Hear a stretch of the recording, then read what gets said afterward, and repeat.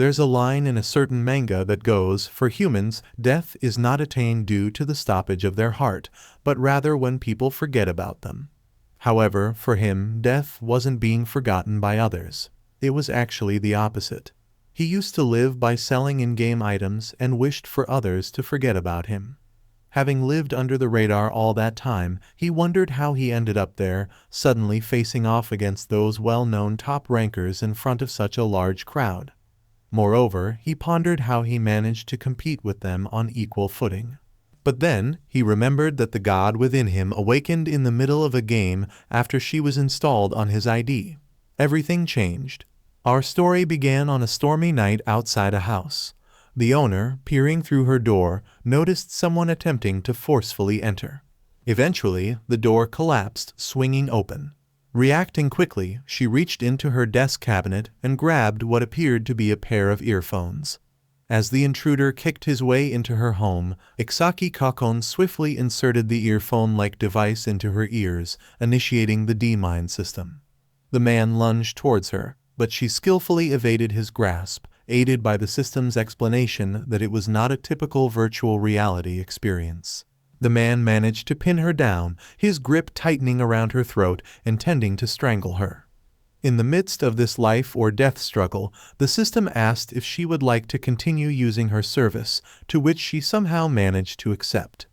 As the man applied more pressure to her throat, hastening her demise, the system clarified that by agreeing to their service, her consciousness would be separated from her physical body, effectively causing her death in the real world. It asked if she comprehended and consented to this arrangement.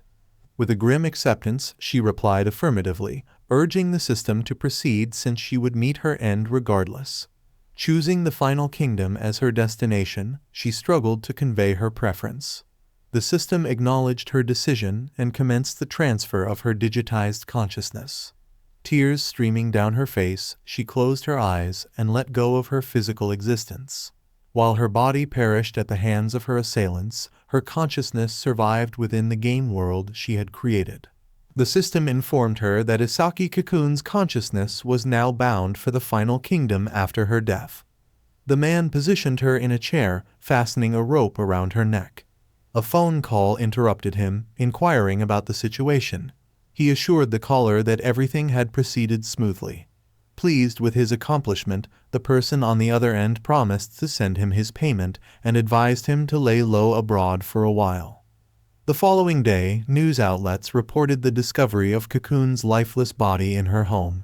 At dawn, she was identified as the representative of FK Software Company known for developing the online game Final Kingdom. Notably, she was also credited with VRS, the virtual reality system that had captivated the world 5 years prior, and she had been actively involved in game-related events. The man, wearing a device that granted access to the Final Kingdom, found himself face-to-face with a dragon as it slowly gathered flames in its mouth. It exhaled a fiery blast, transforming into the Final Kingdom's logo. Opening his eyes slowly, he marveled at the dragon above him, exhilarated to have entered the neophyte's town and surrounded by diverse sights. Meanwhile, news outlets revealed that Ikezaki had announced the development of a game utilizing VRS to the public. Due to her influential presence, numerous players had eagerly anticipated its release. Additionally, a will had been discovered in her house, leading investigators to speculate that she had suffered physical and mental breakdowns, prompting her decision to end her own life. On the other hand, FK Software Company insisted that her death was not a suicide. However, the man switched off the television, unable to finish watching the news. He sighed in frustration, saddened that a talented individual like Kokone had met such a fate. Suddenly, he recalled Kokone's words about the VRS program directly impacting the user's brain. She had warned of the potential misuse of such technology if it were to become commercially available. The man, who happened to be the company's president, had confronted her, questioning the substantial investment he had made in the project and the notion of limiting the remarkable program's reach to the gaming industry alone. Kokone had argued that if the entire world became addicted to virtual reality, it would lead to severe problems as people progressively neglected reality. She staunchly refused to allow the program's uncontrolled distribution. The enraged president berated her, claiming she wanted to kill the goose that laid the golden axe. She countered by explaining that the gaming industry was a vast market, assuring him that the substantial funds he had invested would yield significant returns. Thus, he should not worry. Lost in thought, the president gazed out of the window, pondering the idea that using VR systems exclusively for gaming was foolish. He regretted how far he had gone, reflecting that if only Cocoon had changed her perspective, things might not have escalated to this point. 7 years later, deep within the Final Kingdom's secret dungeon in the Frost region, a multitude of players faced a colossal monster, Iron Wolf. The guildmaster of Blade Guild reminded his comrades. Iron Wolf asked Joker about his extraordinary abilities and how he had managed to defeat the seemingly invincible monster.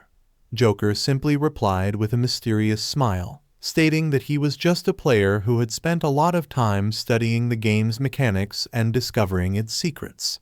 Iron Wolf pressed further, expressing his admiration for Joker's skills and his desire to learn from him. Joker chuckled, amused by Iron Wolf's eagerness, and agreed to share some of his knowledge. As they walked through the virtual world of the Final Kingdom, Joker explained various strategies and techniques, revealing hidden shortcuts and powerful tactics. Iron Wolf listened intently, absorbing every word and marveling at Joker's expertise. With Joker's guidance, Iron Wolf's understanding of the game deepened, and his confidence grew. He began to see the world of the Final Kingdom in a new light, recognizing opportunities and challenges that he had never noticed before.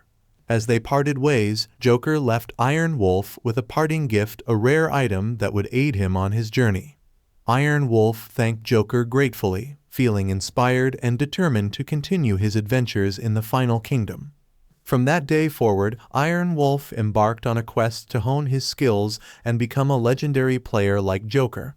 And though their paths diverged, the bond forged between them remained strong, a testament to the transformative power of friendship and mentorship in the world of virtual reality.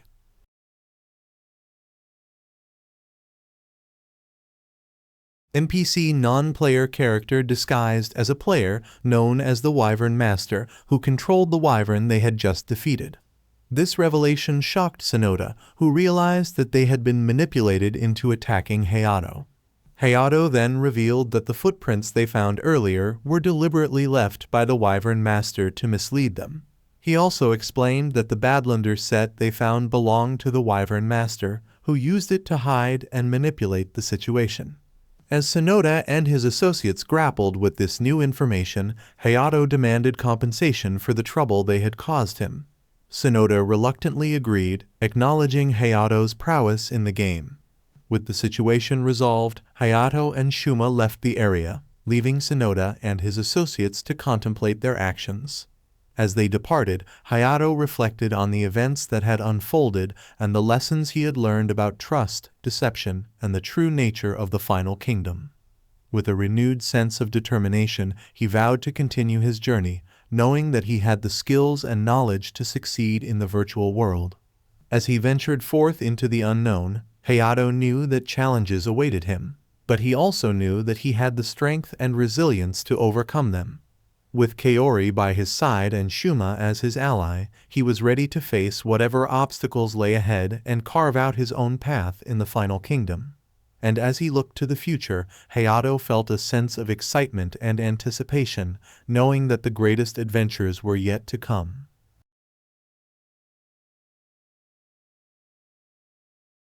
Done, he carefully reviewed the documents she handed him, which outlined a detailed plan for financial success in the game. Intrigued but still hesitant, he asked Kaori about the risks involved. Kaori acknowledged that there were risks, but she assured him that with proper strategy and determination, the rewards far outweighed the potential downsides. After much deliberation, he made up his mind and decided to take the leap of faith. Kaori smiled, expressing her confidence in his decision, and they toasted to their partnership. With Kaori's guidance and support, he embarked on a new chapter in his journey within the Final Kingdom. He borrowed the necessary funds, purchased the hero set, and delved into higher-level dungeons with renewed vigor and determination. As he accumulated rare items and steadily increased his wealth, he marveled at the transformation he had undergone. No longer a struggling player on the fringes of the game, he was now a formidable force to be reckoned with, a true master of the final kingdom. Months passed, and his success continued to grow, thanks to his partnership with Kaori and his unwavering dedication to his goals. Together, they navigated the challenges of the game, overcoming obstacles and seizing opportunities with skill and determination. With each passing day, he grew more confident in his abilities and more grateful for the friendship and support of Kaori. She had been there for him when he needed it most, guiding him through the darkest moments and celebrating with him in times of triumph. As they forged ahead together, he knew that their partnership was not just about financial success. It was about friendship, trust, and mutual respect. And with Kaori by his side, he knew that anything was possible in the final kingdom. And so, their journey continued, filled with adventure, excitement, and endless possibilities. For him, the final kingdom was not just a game, it was a world of opportunity, where dreams could be realized and fortunes could be made.